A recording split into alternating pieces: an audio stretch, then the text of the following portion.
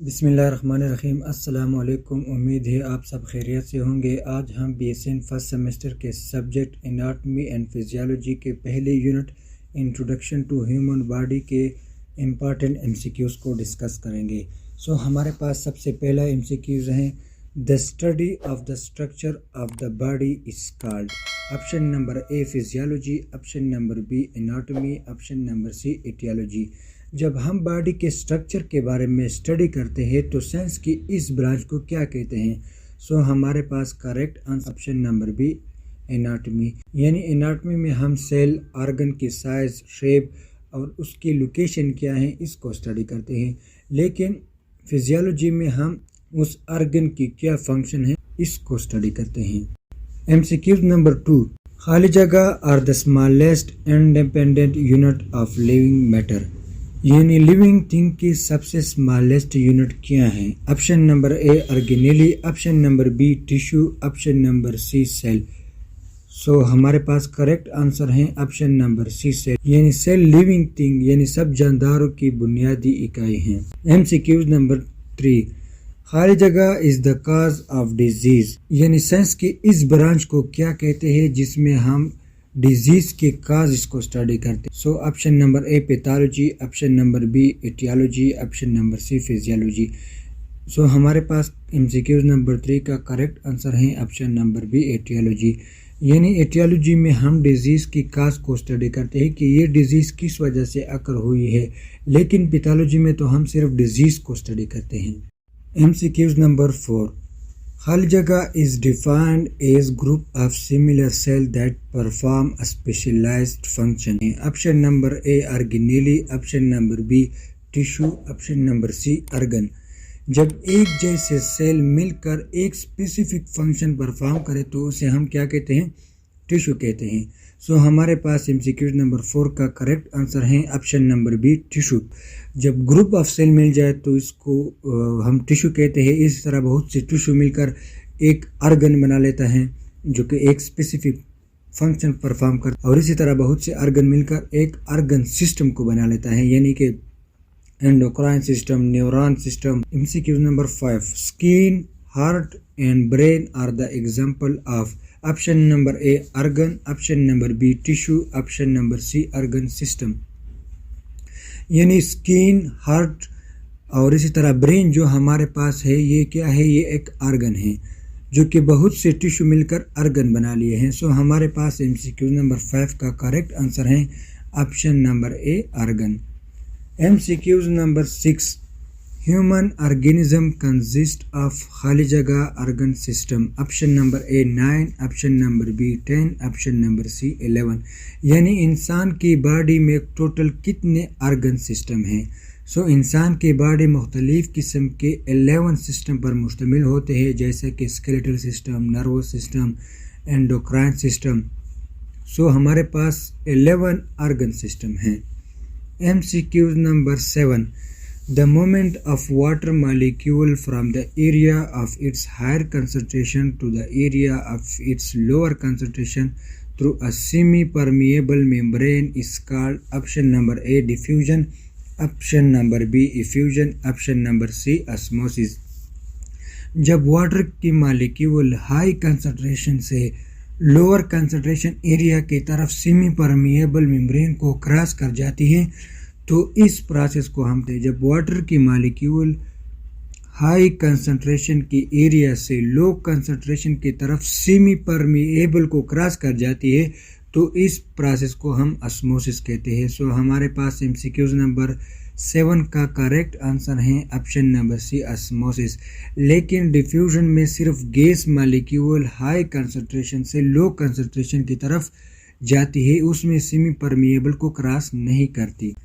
जैसा कि for example exchange of gases in the lungs जो है ये हमारे पास डिफ्यूजन की एग्जांपल है, और इसी तरह बॉडी टिश्यू जो होते हैं उसमें जो एक्सचेंज होती है वो हमारे पास डिफ्यूजन की एग्जांपल है। इसी तरह absorption of water by small intestine. Small intestine जब वाटर की एब्जॉर्प्शन करता है तो वो एक सेमी परमिएबल मेम्ब्रेन के थ्रू करता है, तो ये हमारे पास ऑस्मोसिस की एग्जांपल है। MCQ number 8, deltoid is refer to which of the following. Option number A arm, option number B chest, option number C shoulder. So deltoid word जो है हमारे पास ये एनाटमी में किसको रिप्रेजेंट करता है? सो हमारे पास MCQ नंबर 8 का करेक्ट आंसर है ऑप्शन नंबर सी यानी शोल्डर को। इसी तरह गैस्ट्रिक का वर्ड जो हमारे पास है ये स्टमक को रिप्रेजेंट करता है। इसी तरह कार्डियक हार्ट को, इसी तरह क्रेनियल जो है ये हमारे पास हेड को रिप्रेजेंट करता है। इसी तरह वोलर जो ये हमारे पास पाम को रिप्रेजेंट करता है। हेपेटिक लीवर को रिप्रेजेंट करता है। इलियक जो है ना ये हमारे पास हिप को रिप्रेजेंट करता है। इस तरह मेंटल हमारे पास चिन को रिप्रेजेंट करता है। नेजल नोज को, मेमोरी जो होते हैं ये हमारे पास ब्रेस्ट को रिप्रेजेंट करता है। सो आपने इस चार्ट को भी अंडरस्टैंड करना है और इसको भी आपने याद करना है। इसी तरह के MCQs आपको एग्ज़ाम में आ सकते हैं। इसी तरह डिस्टल जो होते हैं ये अवे फ्रॉम द ऑरिजिन को रिप्रेजेंट करता है। इस तरह proximal close to the origin को रिप्रेजेंट करता है। सेंट्रल जो हमारे पास है ये मेन पार्ट को रिप्रेजेंट। सो ये कुछ इंपॉर्टेंट टर्मिनोलॉजी हैं जिसको आपने अंडरस्टैंड करना है, तब आप लोग एनाटॉमी और फिजियोलॉजी को अंडरस्टैंड कर सकते हैं। नेक्स्ट हमारे पास है MCQ number 10। In anatomical position the palm of the hands are in which direction? Option number A upwards, option number B backwards, option number C forward. यानी पाम ऑफ द हेड जो है ना ये इंसान के एनाटॉमिकल पोजीशन में किस direction में आती है? सो हमारे पास MCQ नंबर 10 का करेक्ट आंसर जो है वो है ऑप्शन नंबर सी फॉरवर्ड। यानी इंसान की जो हाथों की हथेली होती है ये फॉरवर्ड डायरेक्शन को रिप्रेजेंट करता है। इसी तरह फेस जो है ये भी फॉरवर्ड पोजीशन में होती है। इस तरह अपर लिम्स जो होते हैं ये हमारे एनाटॉमिकल पोजीशन में साइड्स पर होती है, लेकिन जो सोल ऑफ द फीट हमारे पास है ये ग्राउंड पोजीशन में होती है। ठीक है, सो आपने इस एनाटॉमिकल पोजीशन को भी याद रखना होता है। नेक्स्ट हमारे पास है MCQ नंबर 11। खाली जगह और term referring to position of organ appearing on the same side of body. Option number A ipsilateral, option number B contralateral. जब कोई दो ऑर्गन बॉडी के सेम साइड पर हो तो ऐसे दो ऑर्गन को हम क्या कहते हैं? एप्सिलेटरल कहते हैं। लेकिन वो दो ऑर्गन जो बॉडी के अपोजिट साइड में लोकेट करते हैं तो इसको हम क्या कहते हैं? कॉन्ट्रालेटरल कहते हैं। सो हमारे पास MCQ नंबर 11 का करेक्ट आंसर है option number A ipsilateral. Next हमारे पास है MCQ number 12। Which of the following are contralateral to one another? Option number A right lung and liver, option number B radius and ulna, option number C both right and left kidney. So वो दो organ जो body के opposite side में locate करता हो तो ऐसे दो ऑर्गन को कॉन्ट्रालेटरल ऑर्गन कहते हैं। सो किडनी एक लेफ्ट साइड पर है, एक राइट साइड पर है। सो हमारे पास MCQ नंबर 12 का करेक्ट आंसर है ऑप्शन नंबर सी, यानी बोथ किडनी जो होते हैं ये आपस में कॉन्ट्रालेटरल होते हैं। इसी तरह रेडियस और ulna, right I and right year, इसी तरह राइट लंग एंड लिवर ये हमारे पास क्या है? एप्सिलेटरल है, जो कि बॉडी के सेम साइड पर लोकेट करते हैं। MCQ number 13। Inflammatory condition are recognised by suffix. Option number A oma, option number B itis, option number C otomy. यानी हमारे पास जो इन्फ्लेमेटरी कंडीशन है या प्रॉब्लम है इसके लिए कौन सा सफिक्स यूज़ होता है? सो हमारे पास MCQ नंबर 13 का करेक्ट आंसर है ऑप्शन नंबर बी आइटस। यानी गैस्ट्राइटिस, स्टोमेटाइटिस ये हमारे पास क्या है? इन्फ्लेमेटरी कंडीशन जिसका सफिक्स आइटस है। इसी तरह ट्यूमर के लिए ओमा का सफिक्स यूज़ होता है, जैसे कि कार्सिनोमा, सर्कोमा एक्सेट्रा। ठीक है, और इसी तरह ऑक्टोमी का जो सफिक्स यूज़ होता है जैसे कि एपेंडेक्टोमी, तो ये हमारे पास किसी सर्जिकल प्रोसीजर के लिए या किसी ऑपरेशन के लिए हम ऑक्टोमी का सफिक्स यूज़ करते हैं। MCQ number 14। खाली जगह is a collection of sign and symptom which tend to occur together. Option number A sign, option number B symptom, option number C syndrome. यानी किसी स्पेसिफिक डिजीज जिसके लिए लार्ज नंबर ऑफ साइन और symptom हो तो वो हमारे पास क्या कहलाता है? सिंड्रोम कहलाता है। सो हमारे पास MCQ नंबर 14 का करेक्ट आंसर है ऑप्शन नंबर सी सिंड्रोम।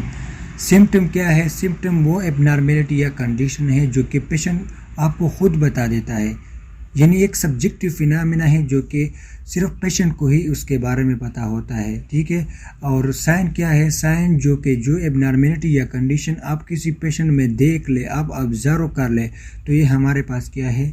ये हमारे पास साइन है। यानी जब कोई पेशेंट आपको कह रहा है कि मुझे फटीग हो रहा है, मेरे सर में दर्द हो रहा है, तो ये हमारे पास क्या है, ये हमारे पास सिम्टम है जो कि पेशेंट खुद आपको बता देता है।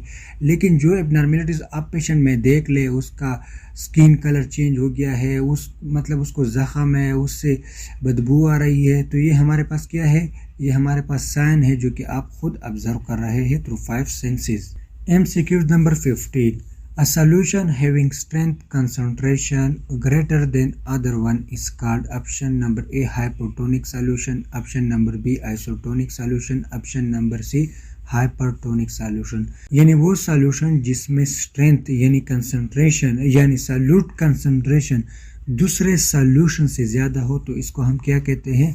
सो हमारे पास MCQ नंबर 15 का करेक्ट आंसर है option number C hypertonic solution. इसी तरह हाइपोटोनिक सॉल्यूशन में सॉल्यूट कंसंट्रेशन दूसरे सॉल्यूशन से कम होती है, यानी आइसोटोनिक सॉल्यूशन में स्ट्रेंथ जो है ना वो दूसरे सॉल्यूशन के बराबर होती है। स्ट्रेंथ का मतलब क्या है, amount of solute particle dissolved per unit volume. Unit volume में जितनी amount of solute particle dissolve हुए हैं, तो इसको हम स्ट्रेंथ ऑफ सॉल्यूशन कहते हैं। स्ट्रेंथ ऑफ सॉल्यूशन को टॉनिसिटी ऑफ द सॉल्यूशन भी कहते हैं। नेक्स्ट हमारे पास है MCQ number 16, dorsal cavity of the body contain option number A lungs and heart, option number B brain and spinal cord, option number C liver and stomach. यानी dorsal cavity वो cavity होती है जो posterior यानी back of the body में locate करते हैं, तो इसको हम क्या कहते हैं, डोर्सल कैविटी कहते हैं। सो हमारे पास MCQ नंबर 16 का करेक्ट आंसर हमारे पास है option number B brain and spinal cord. यानी ब्रेन एंड स्पाइनल कॉर्ड जो होते हैं ये हमारे पास डोर्सल कैविटी में लोकेट करते हैं। इसी तरह वेंट्रल कैविटी जो हमारे पास होती है ये इंटीरियर यानी फ्रंट ऑफ द बॉडी पर मुश्तमिल होते हैं। सो लंग्स एंड हार्ट जो हमारे पास है ये हमारे पास वेंट्रल कैविटी में आते हैं। MCQ number 17, which of the following is the largest cavity in your body. यानी हमारे बॉडी में कौन सा वो कैविटी है जो सबसे लार्जेस्ट है। Option number A cranial, option number B abdominal, option number C thoracic. So हमारे पास MCQ नंबर 17 का करेक्ट आंसर है ऑप्शन नंबर B एब्डोमिनल। यानी एब्डोमिनल कैविटी जो होती है वो ह्यूमन बॉडी में सबसे लार्जेस्ट कैविटी होती है। MCQ number 18, urinary bladder contain in which body cavity. Option number A thoracic cavity, option number B pelvic, option number C abdominal cavity. यानी यूरिनरी ब्लैडर जो होता है ये किस बॉडी कैविटी में लोकेट करता है। सो हमारे पास MCQ नंबर 18 का करेक्ट आंसर है option number B pelvic cavity. यानी यूरिनरी ब्लैडर जो है ये हमारे पास पेल्विक कैविटी में लोकेट करता है। इसी तरह थोरेसिक कैविटी में थाइमस, लंग्स, हार्ट और आइसोफेगस लोकेट करता है। इसी तरह एब्डोमिनल कैविटी में stomach, liver, gall bladder, spleen, kidney वगैरह जो हमारे पास ऑर्गन है ये भी वहाँ पे लोकेट करता है। और इसी तरह पेल्विक कैविटी में यूरिनरी ब्लैडर और इंटरनल रिप्रोडक्टिव ऑर्गन जो हमारे पास है वहाँ पे लाई करता है। MCQ number 19, how many anatomical plane are there. यानी इंसान के बॉडी में कितने एनाटॉमिकल प्लेन लोकेट करते हैं। Option number A 3, option number B 4, option number C 6, option number D 9। सो हमारे पास 9 एनाटॉमिकल प्लेन है। सो प्लेन क्या होता है, प्लेन एक इमेजिनरी लाइन होता है जो कि बॉडी पार्ट्स को या बॉडी को 2 पोर्शन या 2 सेगमेंट में सेपरेट करता है, तो ये हमारे पास क्या है, प्लेन है। सो इंसान के बॉडी में 4 एनाटॉमिकल प्लेन लोकेट करते हैं। हमारे पास सबसे पहला है फ्रंटल या कोरोनल प्लेन। ये वो प्लेन है जो कि बॉडी को फ्रंट और बैक में डिवाइड करता है। इसी तरह सिगेटल प्लेन जो कि है ये हमारे पास वो प्लेन है, वो लाइन है जो कि बॉडी को राइट और लेफ्ट में डिवाइड करता है। हमारे पास जो ट्रांसवर्स प्लेन है ये बॉडी को अपर और लोअर पोर्शन में डिवाइड करता है। इस तरह लंगिट्यूडनल सेक्शन या लंगिट्यूडनल प्लेन जो है ये हमारे पास ये बॉडी को अलोंग एक्सिस डिवाइड करता है। MCQ number 20, the plane required to divide a body into unequal rights and left part is refer to. Option number A mid sagittal, option number B parasagittal, option number C coronal. यानी हमारे body में वो कौन सा plane है जो body को unequal left और राइट पार्ट में डिवाइड करता है। सो हमारे पास MCQ नंबर 20 का करेक्ट आंसर है ऑप्शन नंबर बी पैरासेजाइटल। यानी पैरासेजाइटल जो प्लेन है ये बॉडी को अनइक्वल लेफ्ट और राइट पार्ट में डिवाइड करता है। जो मेडसेजाइटल है ये हमारे बॉडी को इक्वली लेफ्ट और राइट पार्ट में डिवाइड करता है। MCQ number 21, the abdominopelvic cavity can be subdivided into खाली जगह region and quadrants. Option number A 8 and 3, option number B 5 and 2, option number C 9 and 4। So इंसान के body में जो एब्डोमिनोपेल्विक कैविटी होती है उसमें कितने रीजन्स और क्वाड्रेंट्स होते हैं।